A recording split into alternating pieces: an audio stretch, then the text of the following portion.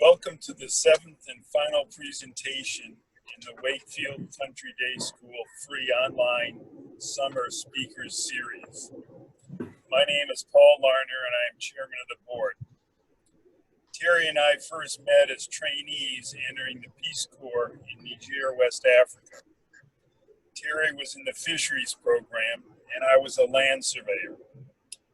Neither of us had the slightest idea what we were doing with respect to our training programs, the Hausa language, the French language, or Nigerian agriculture and aquaculture. But it didn't matter as we bonded quickly over many beers in our subsequent travels in East Africa. We have remained close friends ever since. This is the answer to your question, how is it that a distinguished professor of agricultural economics from Auburn University comes to address a rural audience in north central Virginia on the subject of catfish farming?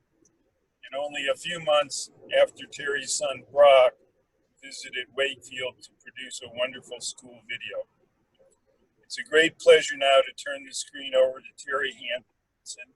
Say Sanu Dezua, translated as greetings upon my arrival. Terry, educate us about catfish.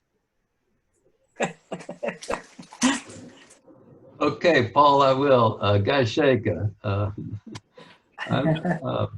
Hello, everybody.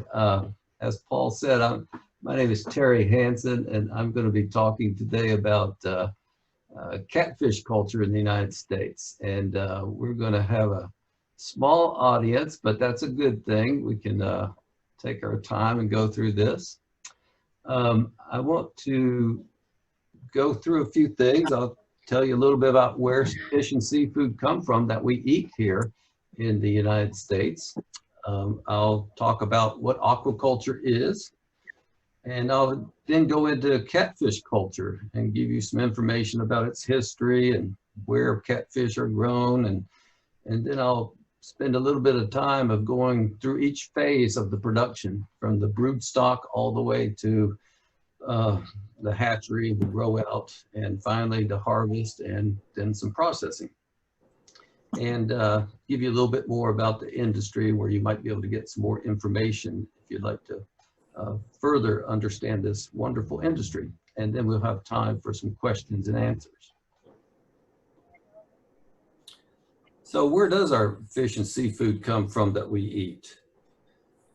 This is from the FAO, this slide about world capture fisheries and aquaculture production. The orange is capture production. That's the wild fish harvest. And the blue is the aquaculture. And you can see from the mid-1980s to 2018 now, aquaculture is about 80 million tons, and the capture fisheries is about 90 million tons of the total fish and seafood that we eat in the world. In the US, our per capita consumption, that is the pounds per person per year that eats fish or shellfish products, is about 16.1 pounds per person per year right now. It's been going up since the 70s, but you can see it's very small compared to what beef consumption is at 54 pounds per person per year, pork 47 pounds per person per year, and poultry 64 pounds per person per year.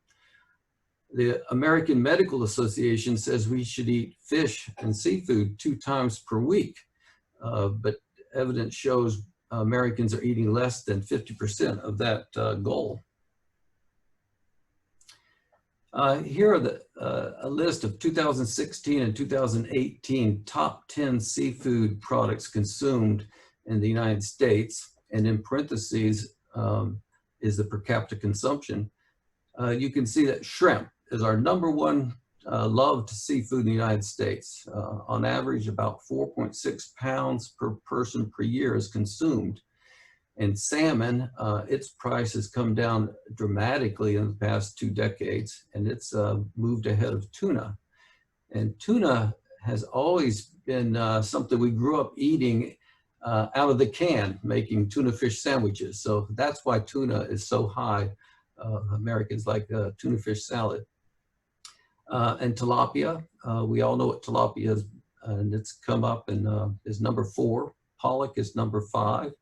Pangasius, that's a catfish-like species grown in Southeast Asia, which actually has vestigial lungs. It can actually breathe some air, so they can grow a lot of fish in poor water quality conditions. So it's made it a very inexpensive fish. Cod is number 7. Our catfish is number 8 at 0.6 pounds per person per year consumed. And crab is also number 9, and clams are number 10.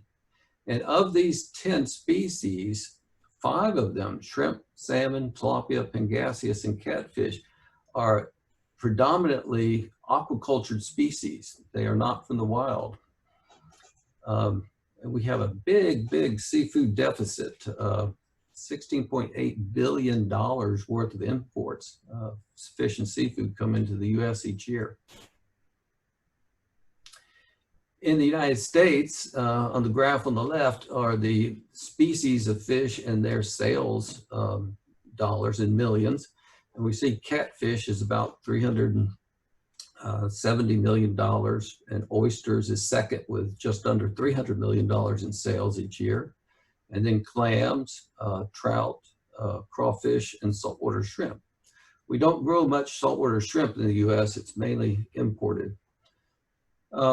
And then by state, this data is from the 2018 Census of Aquaculture put out by the US Department of Agriculture.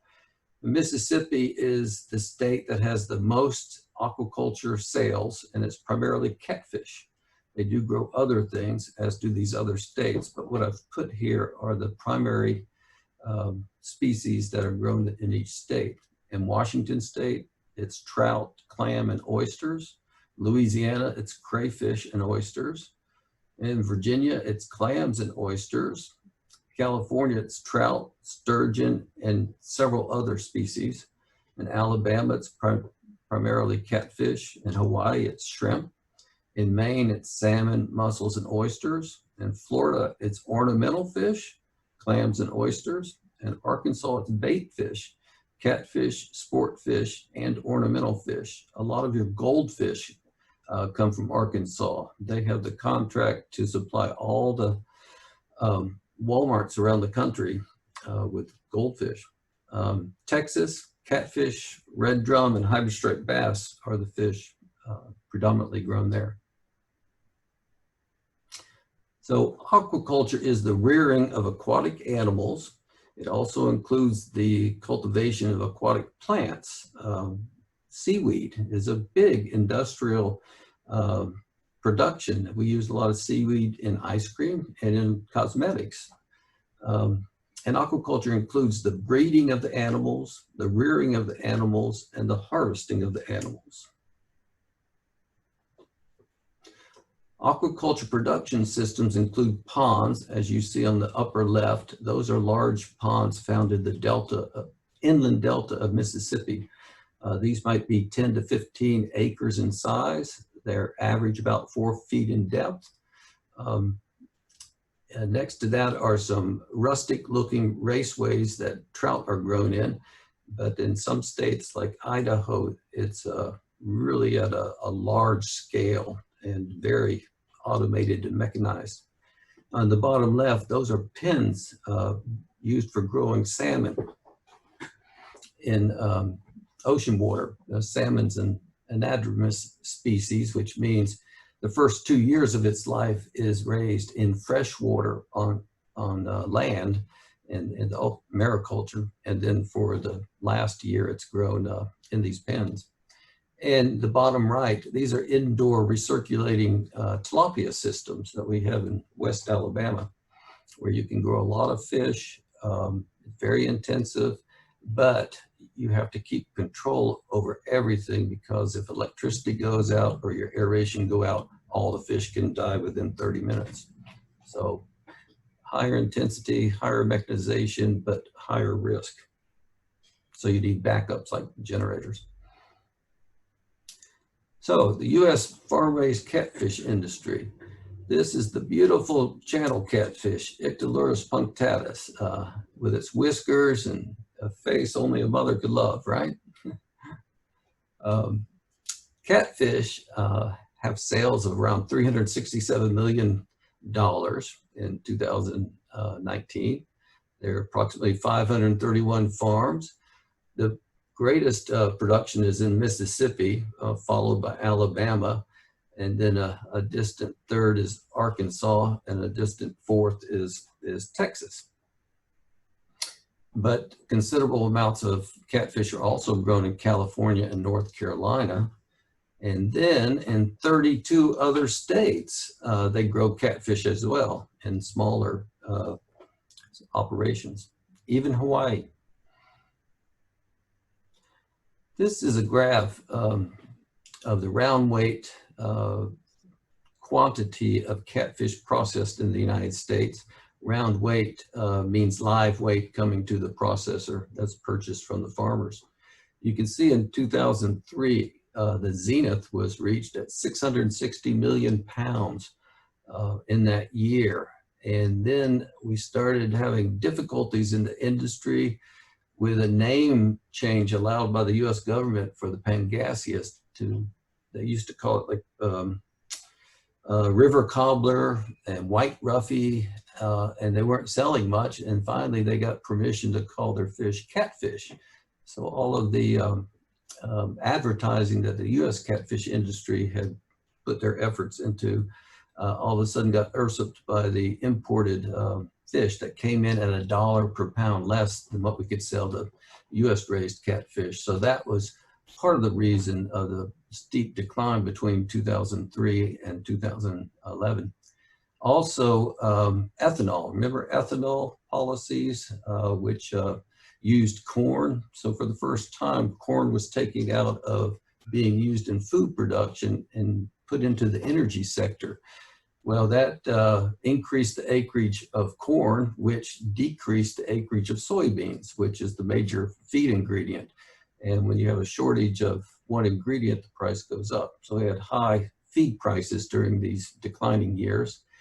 And then also the price to the producer went down. So many farms went out of business during this period. However, in more recent years, it's become stabilized, and right now we're at about 334 million pounds of catfish processed per year. Here, I'm going to give a summary of the steps that we go through in the production process, and I'm going to follow this with some slides to give you a little more detail about each of these steps. To raise catfish, we need to start with the parents, and we call them broodstock. On the left, we have a male, and on the right, a female. And these fish will be 3 to 4 years old, 7 to 8 pounds. And they are put into special broodstock ponds. And from those ponds, eggs are harvested, and they're brought inside to a hatchery to mature, hatch out, and get trained to eat feed. And then we end up with these small fingerlings, and they are transferred to the nursery ponds, and they're grown there. And then eventually they're transferred to grow out ponds, where they are fed a full ration. And then the fish are harvested from these ponds, and they are processed into these wonderful products that you can eat. And here's a website you can go to that will tell you more about what aquaculture is, and also gives a detailed, with lots of nice videos about the rearing process of channel catfish. The first step, ponds. We have different types of ponds: levee ponds that you see at the bottom right, and watershed ponds you see on the left. Watershed ponds are used in hilly terrain. So you put a dike across a valley and the water backs up, and then below that you'll put a dike further downstream and it backs up the water there too. and then water fills the ponds from rainfall that goes onto the surrounding watershed, and those rains fill the ponds up. These levee ponds in the delta, they're about 10 to 15 acres in size. Farms range from less than 100 acres up to 7,000 acres, but the average is about 250 acres per farm. In the US, we have just over 61,000 acres in production right now. And you can see Mississippi has over 35,000 acres, Alabama almost 16,000 acres, Arkansas 4,000 acres, Texas 1,800 acres, and other states over 4,000 acres. The broodstock, as I already pointed out, here's a larger picture, the male on the left and the female on the right. And they put them in the broodstock ponds at the ratio of 3 females to 2 males, as the males will breed more than once. And you can expect about 1,000 fingerlings per pound of female brooder. So if this is a 7-pound female, you'd get about 7,000 fingerlings from this broodstock. On the photo to the right, at the bottom, you see this canister with an opening. These are placed in the ponds, and the male and the female they like to nest in cavities in river banks. So this is mimicking that process. So the male and the female will go in there.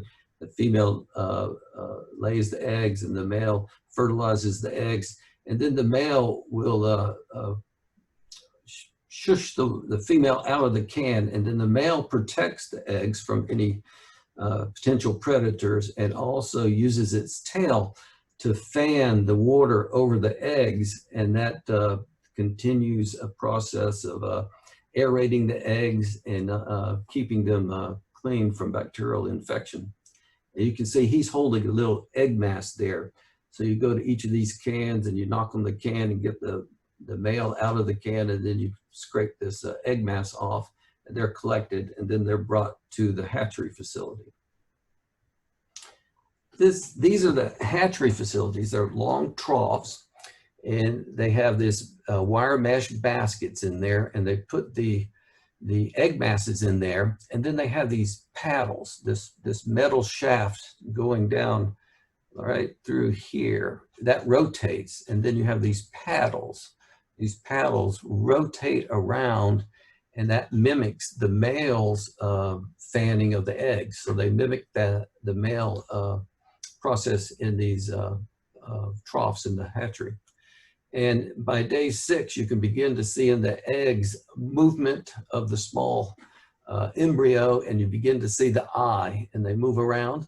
And by day 8, they hatch out of these, and they're called sac fry because they have a yolk sac that provides all their nutrients. And by day 10, they break out of that yolk sac or have finished up the yolk sac, and then they start feeding on a powdered feed that they supply.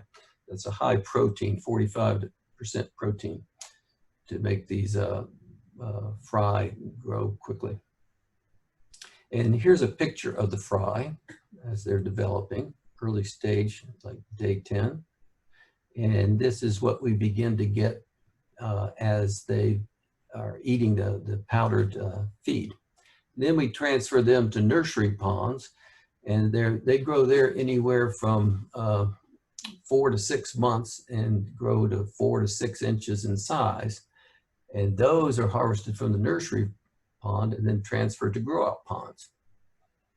And the farmers that purchase these fingerlings from the hatcheries, and then they grow them using what we call a multiple batch production system.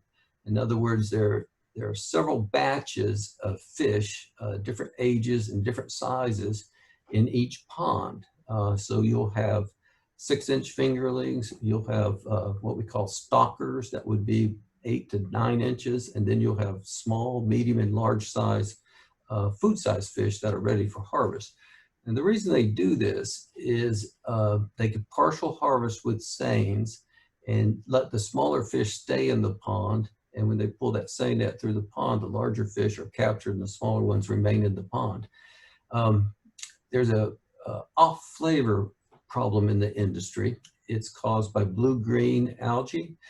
And during the summer, when you're feeding a lot to the fish, there's a lot of nutrients in the water, and these algae really grow quite well.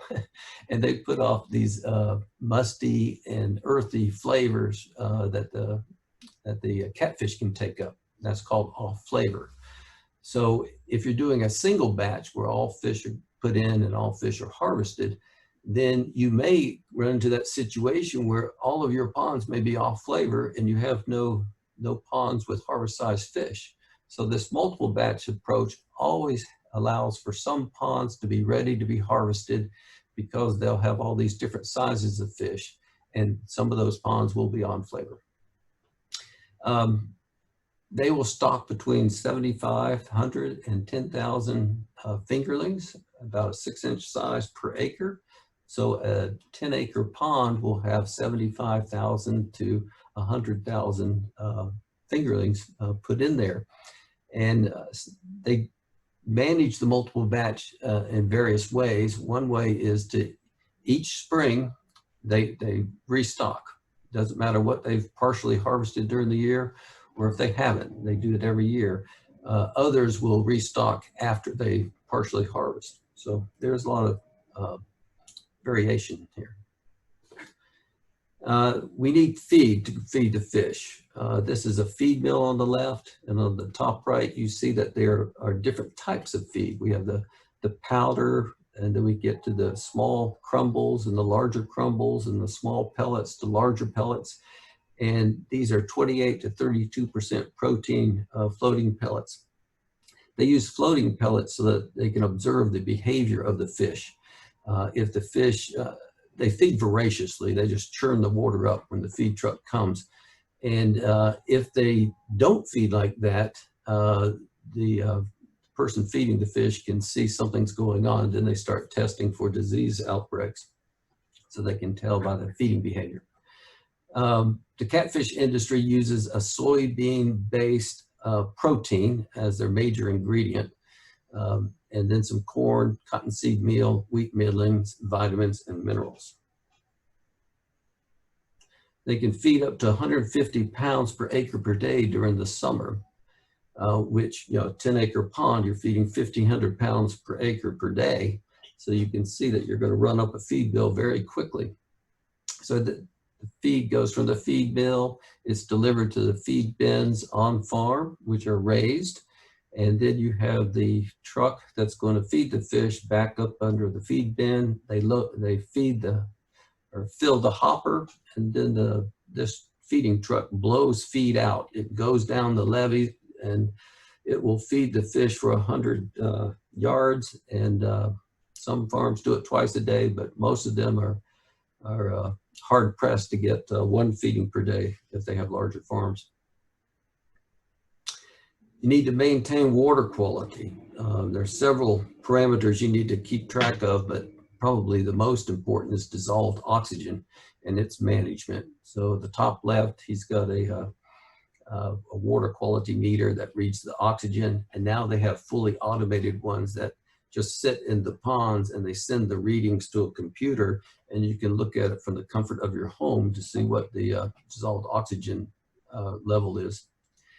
And then to the right, upper right and lower left, you see fixed electrical aerators. These are 10 horsepower aerators.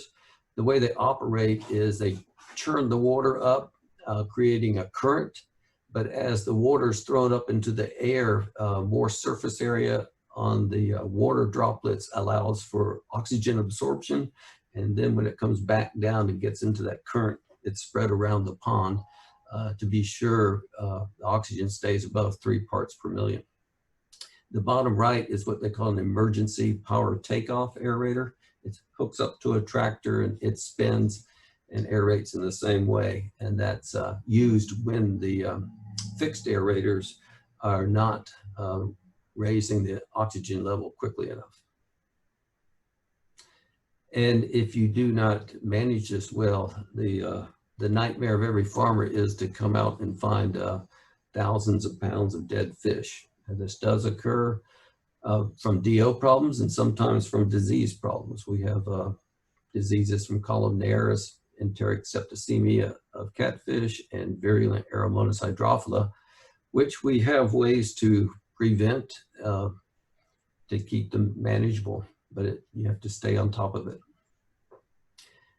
So then when it comes time to harvest the fully grown market-ready fish, a flavor check is required. You have to bring fish to the processing plant a few weeks before harvest.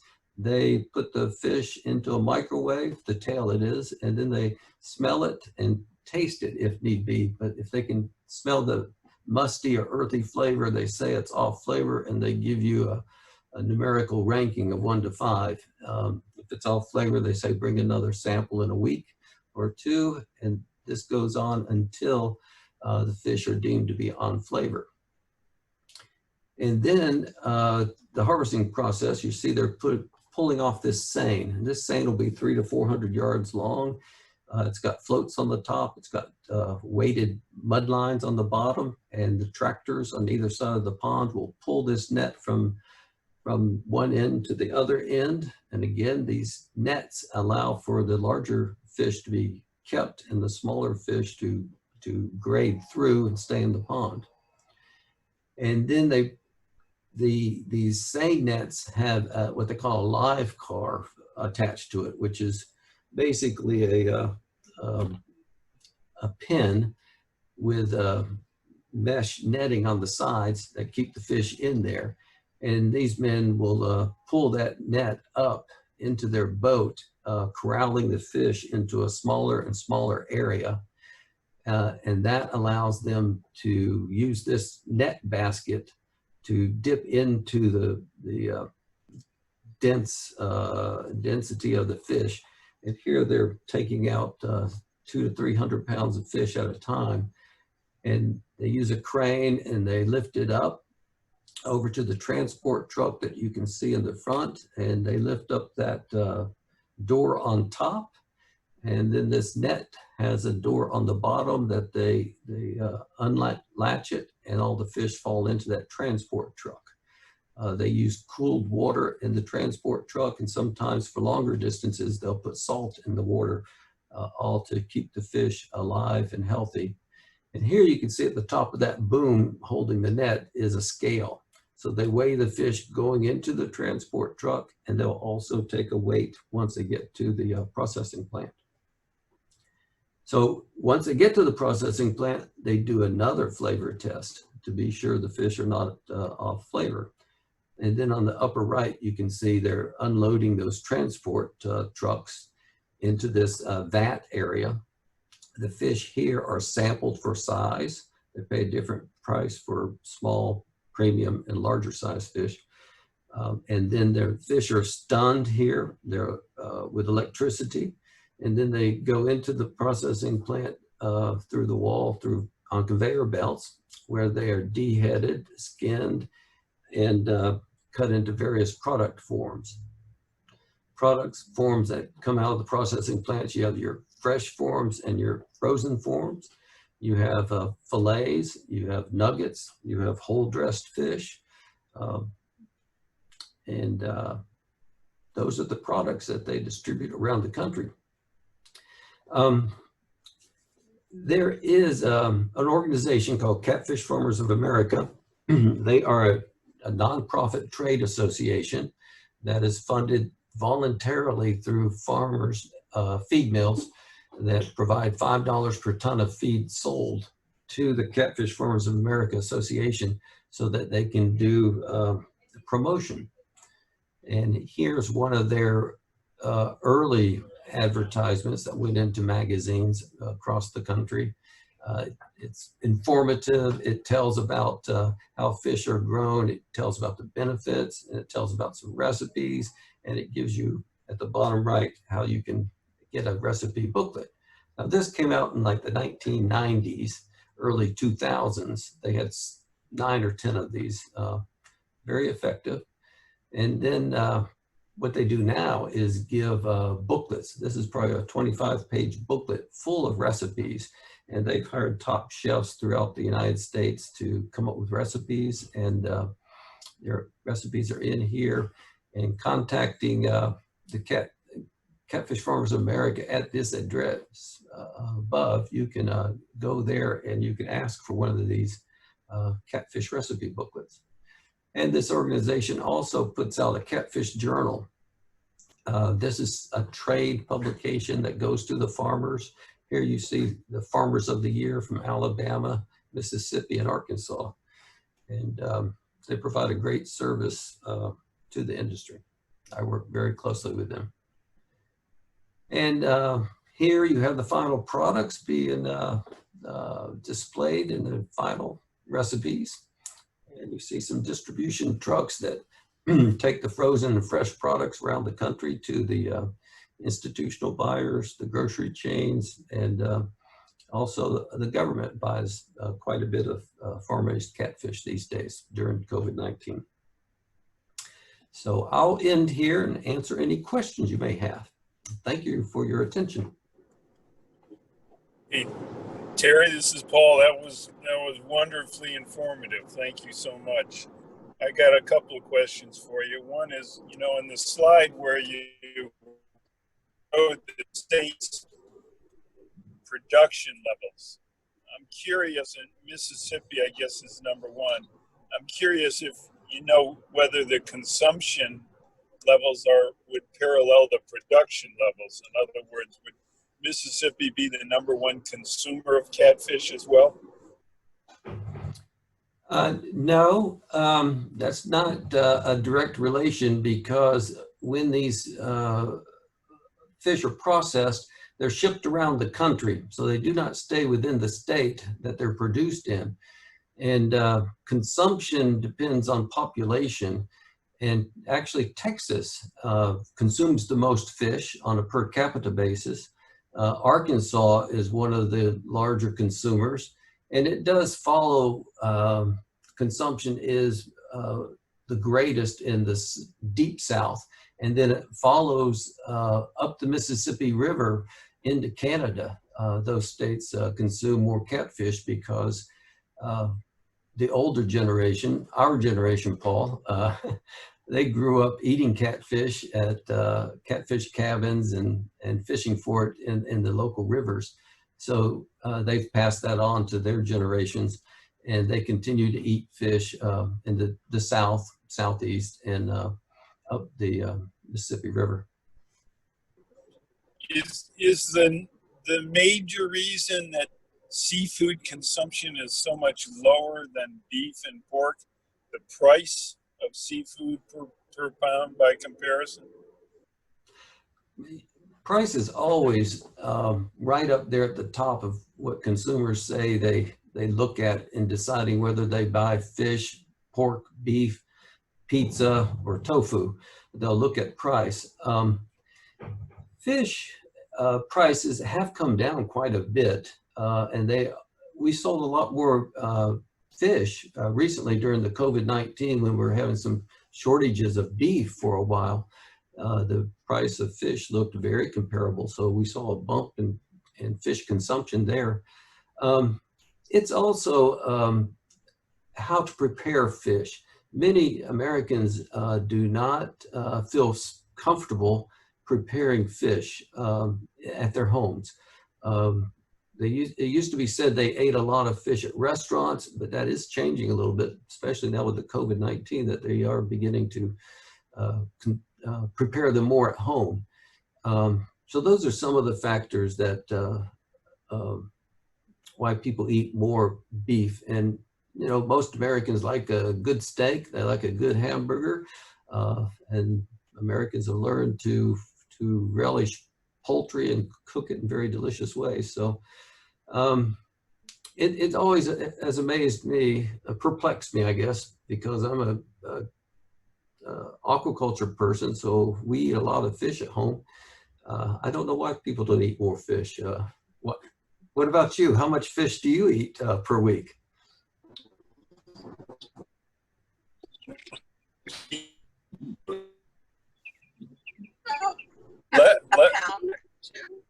2 Pardon? pounds, less than meat and pork and chicken for sure. So Very my good.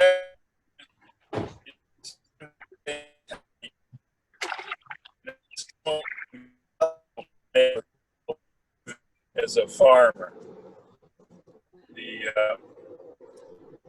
media is always reporting on, you know, the extremely dire economics of running a small farm. And I wonder if you had a small catfish farm in Mississippi or Alabama, whether a family could actually make a living at it. Yes, yes, you can. During that shakedown between 2003 and 2011, inefficient farmers unfortunately went out of business. And the ones who remain are very good at what they do, and they really have become very lean in their production techniques. They get a good feed conversion ratio. They know how to manage diseases early on so they don't become a big problem.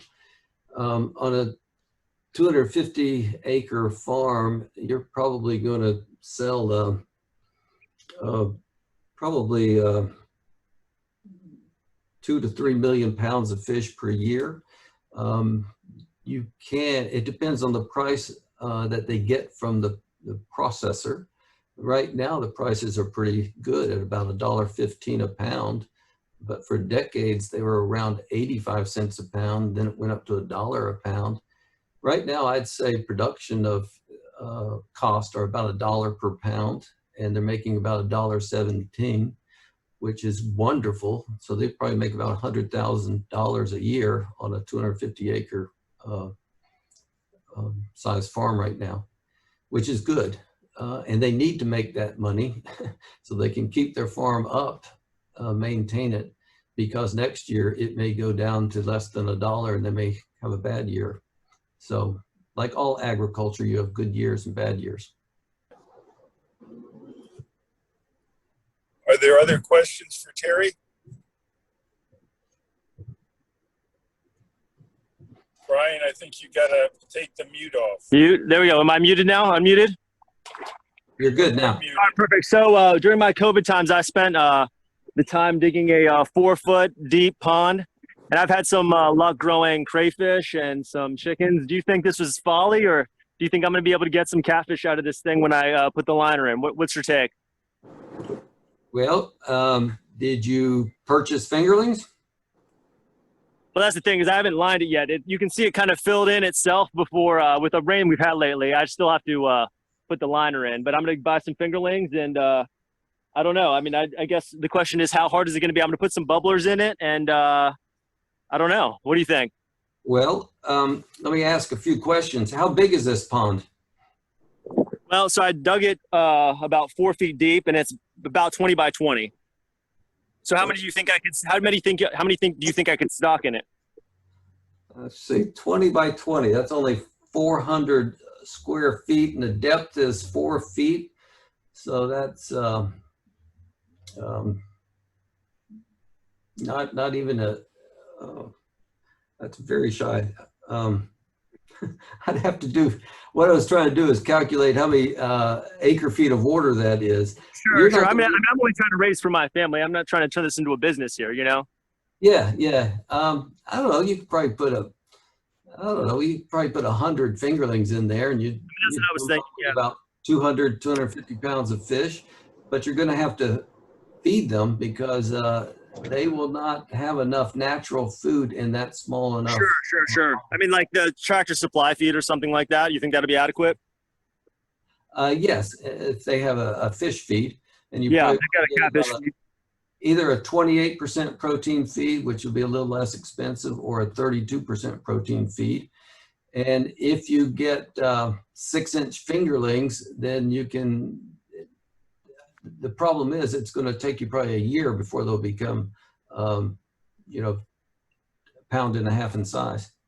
And then do you think the mixed batch approach is the way to go? So like if I do it this year, then in the spring I'd put in more fingerlings, even though my fingerlings weren't harvestable? Is that the idea? Yes, yes. Uh-huh. Cool. Yeah. Well, thank you. Okay. And if you have any other questions, I think I have my email on this. I'll be glad to help you.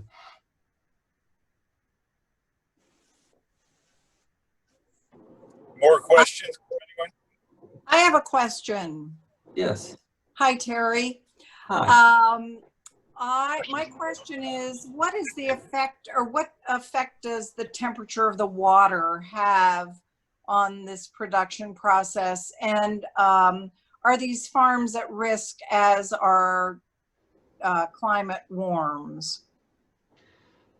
Catfish are a warm water, or excuse me, they're all cold-blooded fish, but they like a warmer water temperature. So they don't really start growing in our region until about March and April, and they'll continue growing into early October. Now, Texas, on the other hand, they get an extra month of production because they're in a warmer climate. Up to about 90, 93 degrees, the catfish grow really well. If it gets hotter than that, they will not feed as well. And so, you know, the cooler temperatures in the fall and winter, they basically do not eat much at all. Down here, we will get some warmer days during the winter, and farmers are just itching to get out there and do something. So they may throw a little feed in the pond, and if they start eating, they'll feed them a little bit more. But there's no routine feeding during the winter months. The farmers like to use that time to go hunting and fishing for themselves.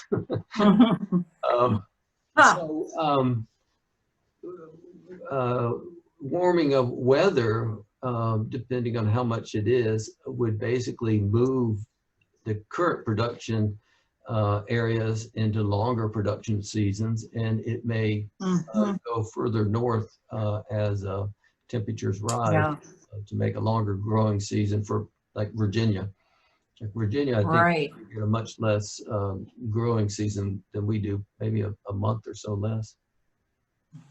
I didn't mention this, but it takes about 18 months to grow catfish to 1.5 pounds after you stock a pond with 6-inch fingerlings. So it's a lengthy process, and that's another reason for the multi-batch is they always have a cash flow coming in because they can harvest early and sell those, and you know that helps their cash flow. And also, is the wild catfish population healthy in the U.S.? I am not real knowledgeable of that, but I do not hear of it being endangered. Part of our department here is aquaculture, and part of it's fisheries biology, and they look at population dynamics in rivers, streams, and reservoirs. And as far as I know, they're healthy. They are abundant in nature, which gives them a muddy taste. So you'll often hear people say they don't eat catfish because they are muddy flavored. Well, that may be true from the wild, but we have a floating soybean-based ration that we use in ponds, so they don't need to supplement that diet with anything off the bottom. So they don't get muddy flavor. Good questions. Thank you. You're welcome. Any more questions for Terry?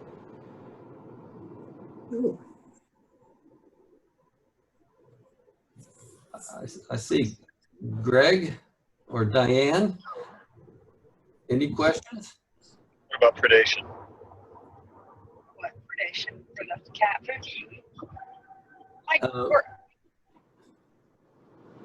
When I hear predation, what I think of is that's my husband asking you a question about catfish. Thanks. when I hear predation, I think of bird predation. We have a large problem with double-crested cormorants that just love catfish, and they can eat 1 pound a day. And you say, well, that's not bad. But when they come in groups of 10,000 birds, that's 10,000 pounds of fish gone in a day.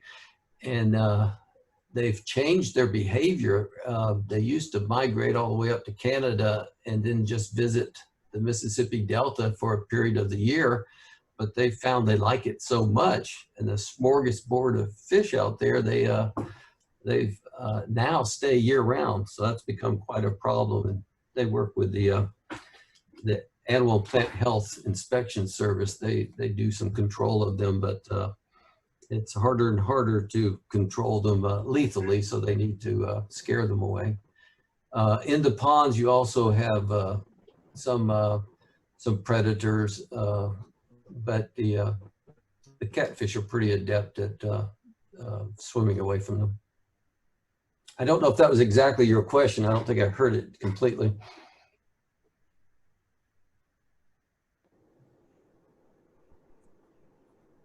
I think she's got some internet trouble there. Do we have any other questions for Terry? Greg, I know you, or if you're still on, I think you had an interest in catfish in Vietnam.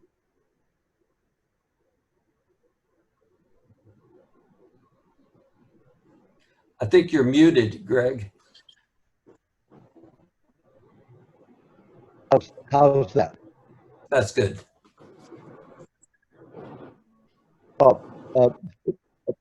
First of all, thank you for your presentation. You know your stuff.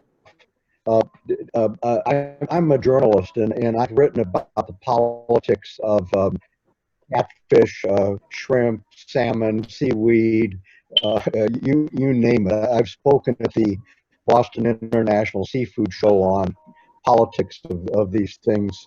Mm-hmm. What is, I need to open the door on politics because there's so much we can talk about, but in general, what role do imports play in the United States? And I'm almost tempted to ask you if the U.S. catfish industry is globally competitive, but I know it isn't. How do you handle all that? I don't even know quite what to ask, but what would you like to say, or that ordinary people should know? Imports of pangasius, otherwise known as basa and trawl, from Southeast Asia, particularly Vietnam and China, have come into the United States at an alarming rate. I mentioned a little bit in the presentation how the name change in the late 90s allowed them to call themselves catfish, and they come into the country processed frozen fillets at $1 a pound less than the U.S. can market it.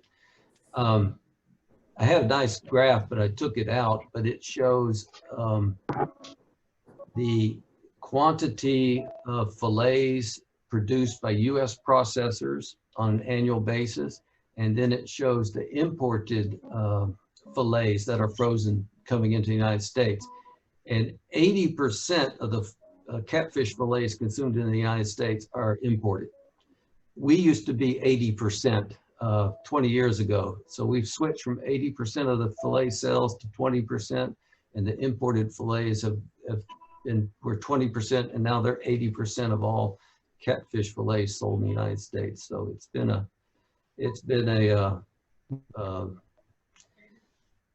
a difficult process for the U.S. farmers.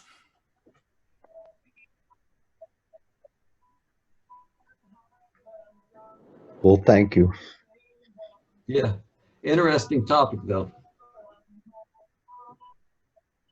Fascinating. Yeah. Thank you, Terry. I need to sign off, but it was great Okay. seeing you, and it was a very good lecture. Thanks a lot. Well, thank you. Bye-bye. Bye-bye. Last call for questions for Terry. Questions, Andy? Nothing?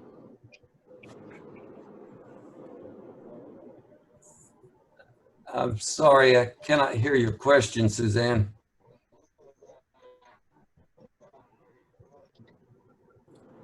We just wanted to say it was a really great topic. My husband's a big catfish lover, and he loves to fish. So he thought it was excellent, as did I. Thank you so much for doing this. Oh, well, thank you. You're welcome. Yeah. Eat more catfish. Terry, on Yeah. Perishability is the big issue that keeps me from purchasing fish. Ah, okay. Yeah, well, the frozen fillets are they're pretty good. Yeah, yeah. All right. Yeah. One actually, that's an interesting point, because when we talk to consumers about what they like, and the processors used to sell 15-pound boxes of fish, and most people that have one refrigerator freezer compartment don't want a 15-pound box. So over the last 10 years, they've gotten the message, and now they're putting out these nice 1 and 2 pound frozen packages of frozen fillets. So I think that's helped a little bit, or I think it's helped a lot, actually, for them to meet what consumers want. Hey, Terry, we have a question from the chat line, which is, where's the best place to buy catfish?